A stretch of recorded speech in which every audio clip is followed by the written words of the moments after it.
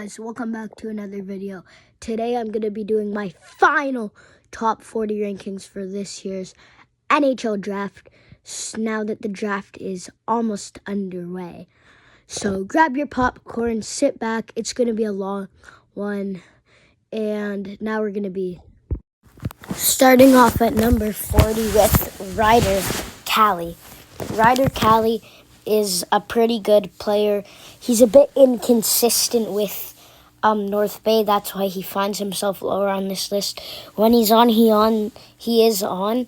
He's physical enough too, and I do think he's tenacious enough to be able to stick projectably nice as a fourth liner in the NHL. At number 38, sorry if I pronounce this wrong. We might go on a bit of a run for Russians. Nudge, nudge, wink, wink. Nikita Sherbakov. I'm going to try to pronounce that. So yeah, he's been bouncing between the Russian leagues. Looks like he's going to be okay defenseman. Hopefully next year he could get a full-time role in the KHL or MHL. He did play a few games in the VHL. Overall, though, not bad season. He's a 6'5", left-handed defenseman, which might make him go higher than he deserves to, although he isn't a righty. But he is a good defenseman, and I do think he projects as a 6th NHL defenseman, maybe a 7th. But if you're drafting him, you're hoping he projects as a good bottom pair guy. Now we're going to move on to... Now at number 38, Gleb Pugashov. Now, he definitely had a pretty good MHL season, and he's a physical player. The physical upside is great. I just do think he doesn't really handle the puck well, and for a guy who's going to go to the dirty areas, that's not going to help him in tight. He's also not a great skater, so in the NHL, I don't know if I can see him being more than a fourth line bang and crash forward, but those kinds of forwards are valuable for the playoffs, so that's why we're going to be moving on to 37. Adam Gollier. Again, I'm going to say this for every name in advance. Sorry if I do pronounce these names wrong. And Adam Gollier, I just do think he projects easily into a guy who does all the little things and is a good bottom pairing defenseman, already playing with Min in the Slovakian league. Now here at 36, a guy I got to watch once last season, Jackson Cover. So he's out of the Cayman Islands, just learned to skate when he was 14, and considering I'm not sure if he's 17 or 18, he just learned how to skate 3-4 years ago and is already comfortable in the OHL, is impressive, and I think it's a sign of more things to come.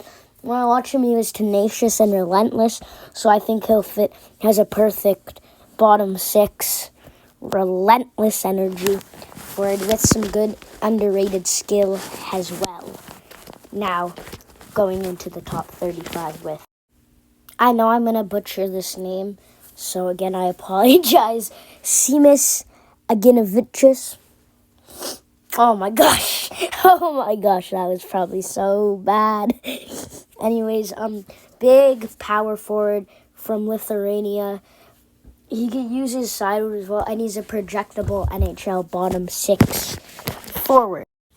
At 34, we got Casey Mutrin out of the NDTP. I'm not sure if he has enough talent to be a first rounder, although he's definitely a smart, reliable, two-way centerman who will get the job done and is a good target for a team looking for a future third or fourth line center. At 33, we got Victor Plante. Good season for the U.S. NDTP team. He's a nice projectable winger. I do think he's going a bit underrated. Not that I have him that high. I'm not like that high on him. But the way he is, I just think he is getting underrated, and I could understand you having him higher. The way he is on the forecheck, I think it's just he'll be a good forward one day. Now at 32, Nikita Klutbov. Definitely has a great skill set. Showcased it off at the OHL. 60 assists, 97 points. That is a very good season. but he is a bit of a boomer bust prospect. Like, there is a world where he becomes a legit top 6 offensive winger. Or there's a world where he's that in the AHL or goes back to Russia and does that. So it is a bit risky. Now at 31, another offensive forward out of the CHL. JP Herbert. Also 97 points like Klepov. I guess I have him higher because he's a little bit more refined. I would still like him to refine up more, although he is more refined than Klepov. At 30, we got Marcus Ruck, and at 29, we got Liam Ruck. So they both had elite seasons at the WHL, over 100 points, and they have lots of chemistry, which I think maybe they'll do better if they're on the same NHL team. A team would have to make some moves, but I kind of hope that happens. 30th is Marcus Ruck, because even though he has a bit more pure skill, he's a cerebral playmaker. I just think that his game isn't as refined enough, and I don't know if he does have quite top 6 skill, but I still think he's refined enough to make it. And at 29, I have Liam Ruck. Scored a lot of goals. He scored them by getting to the dirty areas out front, so I think he'd be perfect in a third-line role. Imagine them as your 2 third-line wingers, and then you put like a good center in the middle of them. That could be a good line in the future. Now, coming out of our CHL run, out of Sweden, at number 28, William Hackinson. To me, he projects as a bottom pairing defenseman, but a good one, like a 5th defenseman on a contender. He's always smart, playing at a high level of hockey in Sweden. He doesn't have as much creativity, maybe that much at all, really, but he always makes smart plays defensively. Now going back to the CHL4, number 27, Mathis Preston. He didn't start the season off great, if we're going to be honest. Once he went to the Giants, he was better, but not much production, not much of the production increase in his game, although overall, the talent was still very much there. The playmaking is so elite. Sometimes I feel like he tries to do too much, though, and go hero mode. At 26, out of the Niagara Ice Dogs, I think. Sorry if it's not the Ice Dogs. Ryan Rubrick. The numbers did digress, which isn't good, but he's already proved that he can produce at an elite level at the OHL. And the power forward tools are definitely there. So I'm not taking him out of my first. Now coming into my top 25, Elton Hermansen. He's a good player. The skill is so there. He has the hands and the playmaking and the point production to be an elite forward, and I could easily see him being a top 6 NHL forward. The problem is I could see him being that in the AHL or going back to Sweden and being that in the SHL, because he's not great physically. He's not great defensively. And he also, when the puck isn't on his stick, can look out of places. Although the things he's able to do are still incredible. He has to be in my top 25. He kind of, he's a good player. So, moving on to number 24. 24, Oscar Hemming. So, definitely a good talent. I think he projects as maybe a second-line complementary piece. And usually I'd have a guy like that higher, but I didn't see enough of him. And everyone in my top 23 is very, very good. So I can't really put him ahead of them without seeing more of him. He's got screwed over by his Finnish club, by not letting him go. Once he got to Boston College, he was good. I think he'll be very valuable come playoff time, getting to the net, getting dirty, big hits. So Oscar Hemming, good prospect. Now moving on to... Hi, guys. I do think I made a mix-up. I'm just going to address that now. I did this late. I forgot about Marcus Nordmark. So, unfortunately, I'm going to keep saying these prospects are the wrong numbers. That they're no numbers that they're not. Although I do have visuals of the correct numbers. But anyone, I'm filming this after I've filmed everything else. I just have the top 3 to get done, basically, now. So, I'm just trying to figure out where I had him. At number 24, Marcus Nordmark. Great speed and skill. Good season in Sweden. So, yeah, he is a top 25 prospect for me, ahead of fellow Swede Elton Hermansson. 23, Adam Novotny. He's a pretty intriguing piece, probably in a team's middle 6 for the future. The shot is very good, and he's pretty hard on the forecheck, so he checks. 2, Ethan Belchez. I'm a little bit lower on him than some. I actually really like him as a player. The hands, they are elite. And even though people like his size, I don't think he uses his size very well. Anyways, his hands are very good. So that's special. But his skating isn't great, and he's not that physical. He's a good power forward with good hands, and I like him as a prospect. I just don't see what everyone else sees. Now moving on to someone a few inches shorter, Adam Valentini. I think he's being tremendously underrated because he is smaller. It's not like he's a one-dimensional player. He is good defensively as well. Great season with Michigan, 27 points in 40 games.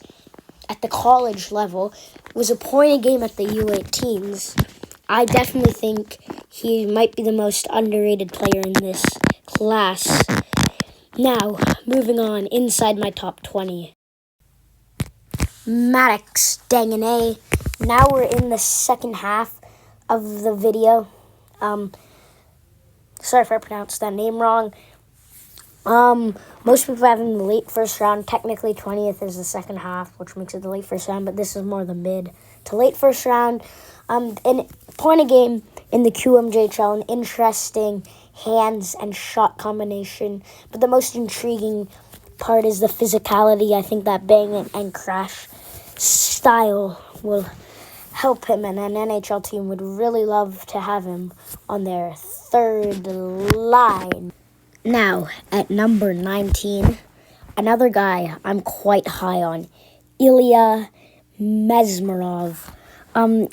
Actually had a really good season with Miami. I think he had like 20 points, which is pretty good, especially for a defensive center who, before Lawrence joined, who we're going to get to later, was the youngest player in the NCAA. Good season. He's a good defensive center. I think in the NHL, he could be a really valuable third-line defensive center.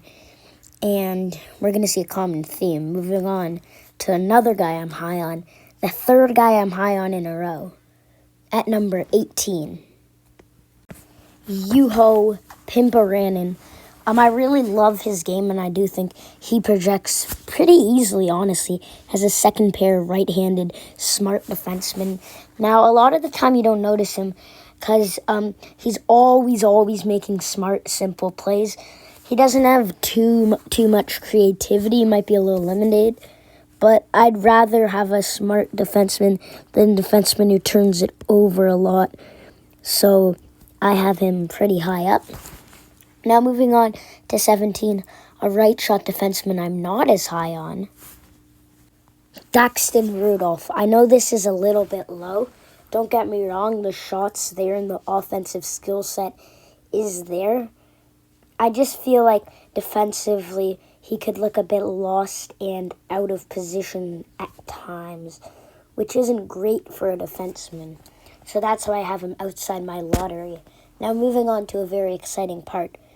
The lottery picks rankings, kind of like, if you know what I mean.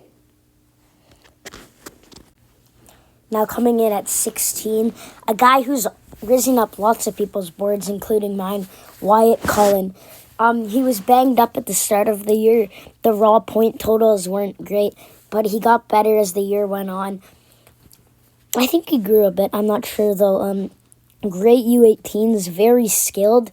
In a draft like this, a guy with this much skill is going to go high just because a lot of these guys are super projectable, which is not a bad thing. It's just some teams need talent. Cullen brings that. The U18s, he was awesome. Great shot hands, playmaking ability. The offensive tools are there. And even though he's not like a two-way beast, I think he's good enough. And he's not like a liability in his own zone. And he's not bad physically, even though he's not like a physical forward. So just a nice guy to start off the lottery picks. Now moving on to my top 15. Oliver Savanto, who plays like Alex Barkov. So good defensive center, models his game by Barkov. Definitely good similarities. I don't really think he will be a top 6 center at the end of the day, although I could be wrong.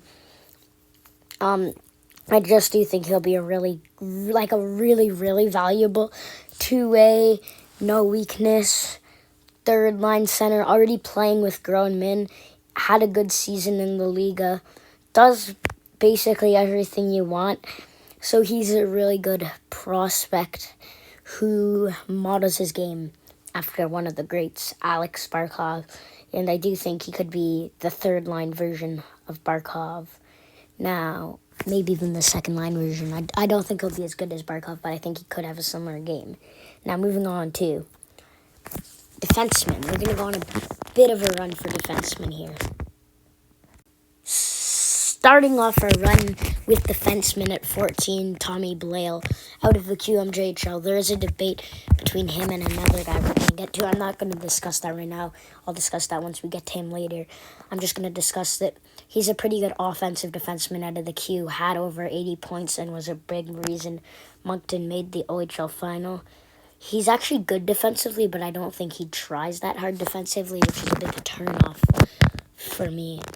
But a good skill set and a pretty good player who projects to me as a second-pair right-handed defenseman. Moving on to a guy who's been compared to Lane Hudson at 13, Xavier Valenu. He's a good prospect, about a point a game, not good at all defensively. Now, before you come at me, this is the defense debate I was talking about. Blale's better defensively and he had more points, but I do think the ceiling is higher with Valenu. He might be more of a risk, but I don't think Blale is all that projectable, considering he needs to still improve defensively, even though Valenu does too. I really like the Lane Hudson ankle-breaking skills. Not to take away from Blale, I'm pretty high on him too, as you can tell. Moving on to the top 12 with another defenseman. At number 12 now, maybe jumping tiers a bit to Malte Gustafsson. He doesn't have too much offensive upside, but was good in the SHL, playing 27 games, 3 points, eating minutes up, and has a top 4 shutdown D. He would be very valuable, and I also do think he would be valuable. He's a very smooth skater, which has always been important in defensemen. Moving on to number 11, a guy who barely missed my top 10, Tynan Lawrence. So he's a good defensive center with some offensive pop. He was great at the USHL, but when he went to Boston College, was not great, although he still was. Not Boston College, Boston University, although that team was falling apart. And if you watched him, he wasn't that bad. So I can't take too much away from him for that. He was great at the USHL. He does need to improve the playmaking. Sometimes I can feel like he could be a bit self-driven, but he is a two-way centerman with some good offensive upside. and he's a good skater. He's one of the better players in this draft. Him and Wyatt Cullen might be the best players in this draft transitionally, so that's also good. So Tynan Lawrence, I always want to say Twan because that's how it's spelled. But Tynan Lawrence barely misses out on my top 10. Now, going back to Sweden for my top 10 list. Now, I'm moving on into my top 10, a guy I'm really high on. I have ahead of Tynan Lawrence, has a top 3 center in the draft, Alexander Command. Now, the reason I do is just because I feel like he's a very smart centerman. He's always making smart, simple plays, doesn't try to do too much. Although, I do think he still has a little bit of creativity, which is a perfect mix. Low weaknesses. A guy I'm really high on, so he finds his way into my top 10. Now moving on to number 9, another guy I'm super duper high on. At 9, a guy I really, really love as a player, Ryan Lynn. With the Giants, was very, very good, Vancouver Giants. With a guy who was in these rankings, Mathis Preston, over a point a game as a defenseman. People say the offensive tools might not be there. But at the start of the season, they said the defensive tools might not be there. But anyways, he's a smaller defenseman. He's pretty good offensively, even if he's not Lane Hudson. Very, very good defensively. He wins his battles, so you can't knock on him for being bad physically even. So if people were to forget about his size, I think he'd be around here for everyone. I know, shout out to Mike Bartner, he's also quite high on him. Now moving on to number 8. Much taller defenseman out of Latvia. Now at number 8, Albert Smits. Now, maybe he's played the highest level out of anyone in the draft class. Guys who played in the KHL and guys who played in the SHL, yes, that's an overall higher level. But he played in the Liga, which is very close, and played World Juniors, World Championships, and Olympics, and was star defenseman on the Olympics. Florida's intrigued in him, which makes sense. Fellow Latvian defenseman, sorry if I pronounce the fellow name wrong, Juvis Balalinskis. But I have a picture of him wearing Latvia because he's represented Latvia so often. He's a little bit raw for me. I don't know if he's quite good enough offensively to be a PP1 guy. And even though he's good defensively, I don't know if he's great defensively. So he needs to but he can just patch up those things a smidge. And he does have all the abilities to be a star. Already looked comfortable against top teams like USA at the Olympics. The top team, even though it hurts me to say that. So, moving on to a guy a few inches, almost a foot shorter, one of my favorite prospects in the class at number 7 out of Sweden. Vigio Bjork. Every time I've got to watch him play, I did get to once live. He really impressed me. Has an all-round hardworking forward, an absolute dog. 15 points, 42 SHL games is hard to do. He's even getting top 6 minutes at the SHL season. I do think he could slip a bit because of his size. Great at the World Juniors, great at the World Championships. He's really been great everywhere he goes. And I'd say we're kind of jumping tiers. Like I debated genuinely putting him in at 3. I just have slightly better everyone 6 through 3. Although if you have him in your top 3, I wouldn't argue with you. Now moving on to number 6, someone I'm not quite as high on as the consensus. Chase Reed. Good season in the Sioux, just over a point a game. He hasn't had the best production. He was good production, but not the best. So maybe, as for offensive defenseman, maybe that's concerned me. I get why you might have him as your number 1 defenseman. He needs to become maybe a bit of a better passer to be a true offensive guy. He's actually pretty good defensively, although I would like him to patch up his defensive game a bit as well. I did get to watch him live, I think, as well. He was not bad, but smooth skating. I get why you think he could be a number 1 defenseman one day. He probably has the highest ceiling out of any defenseman in this class, and his floor is not all that low. I'm just not quite as high on him. has the consensus. Now moving on to my final center in the top 5. Taylor Malhotra. He might go at 3 to Vancouver. Manny Malhotra, I think's in Abbotsford right now, so that's kind of a connection. Although I think there has been some rumors that maybe he wants to start a separate career. Although Vancouver has been linked to taking him, even if Stenberg is there. Very good two-way center. I do think he has the offensive skill now. We know to be a top 6 center. Great in the playoffs. Very responsible two-way game. Pretty good physically. So I think the floor is quite high. I think the floor is a stud of a third-line center.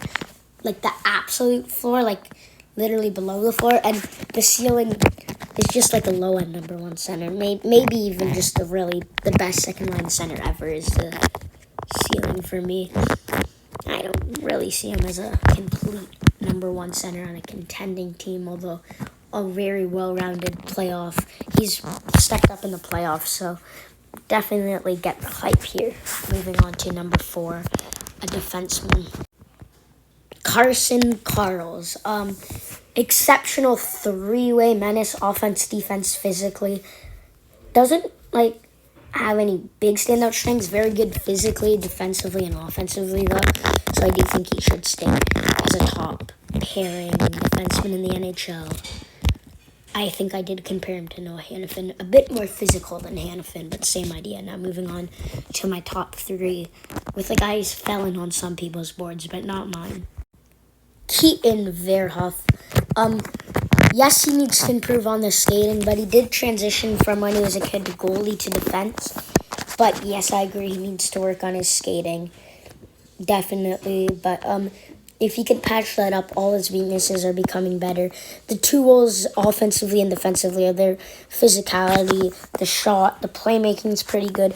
His biggest weakness, other than the skating, going into the season was decisions under pressure, and that improved to the point where it's still his weakness, but he's not bad at it. And mastering your weaknesses is always good. I don't get the Cale Makar comparisons. I also don't get having him outside of your top 5 at this point. I could get why you would be concerned about him, because the skating isn't great, and that's been the number 1 trait in a top defenseman. I just do think he'll just be a really good top pairing defenseman at this point. Now moving on to number 2 with a bold take. Gavin McKenna. Yes, he tore up the WHL. Yes, he went first in the 2025 draft as a 2026 draftee. Yes, he won the Hobie Baker. Yes, he's the best playmaker and has the highest ceiling in this draft. I just find when I did see him live once, and I found when I watched him on TV, he wasn't like this as much, but I did find that he didn't shoot enough and was prone to turnovers. But he does have he's not good enough, I don't know, defensively or physically to make it high if he's not tearing it up, which I think he probably will be tearing it up anyways, and he kind of struggled to get to the middle of the ice. So I really like him. I get you if you have him number 1. But the guy I have at number 1 is a great prospect, and that's my number 1 prospect. Now moving on to number 1. Number 1, Ivor Stenberg. He doesn't have the same ceiling as McKenna. I do think he has the highest floor in this whole draft class. He has elite playmaking and shooting and offensive skill set as well. And even though he's not a two-way or physical beast, he's developing and he's responsible two-way game. And also his SHL numbers, if you really think about it, you don't just look and say underpoint game. They're ridiculous. That's better than the Sedin twins in their draft year. So, and he was so great in the World Juniors. McKenna was too, don't get me wrong. But so was Stenberg. He was great in the World Championship. McKenna was okay. If you have McKenna 1, I understand. Stenberg's barely ahead of McKenna for me, but he is. And that's all for today. Let me know what you think of my top 40 rankings. Let me know what changes you would make. And peace out!